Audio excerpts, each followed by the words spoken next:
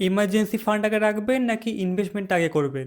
এই নিয়ে অনেকেরই একটা প্রশ্ন এবং অনেকে ভাবে যে ইমার্জেন্সি ফান্ড পরে করলেও হবে, আগে ইনভেস্টমেন্টটা শুরু করি। কিন্তু সবথেকে বড় কথা, যদি আপনার কাছে এমন কেউ থাকে যার কাছে আপনি চাইলেই কিছু টাকা পেয়ে যাবেন, যাতে আপনার দরকারের সময় কাজটা মিটে যায়, তাহলে কোনো অসুবিধা নেই।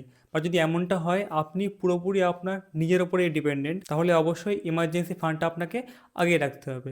কারণ ধরে নিন কোনো কারণে কোনো প্রবলেম হলো, কোনো গাড়ি খারাপ হয়ে গেল বা কোনো প্রবলেম হলো, আপনার ইমার্জেন্সি টাকার দরকার। তো সেই সময় আপনি যদি আপনার কাছে কিছু টাকা জমিয়ে না রাখেন, তাহলে কিন্তু অবশ্যই আপনাকে আপনার ইনভেস্টমেন্টটাকে ভাঙতে হবে অথবা ইনভেস্টমেন্টটাকে বন্ধ করে সেখান থেকে টাকা উইথড্রল করতে হবে। এবং এতে প্রবলেম কোথায়?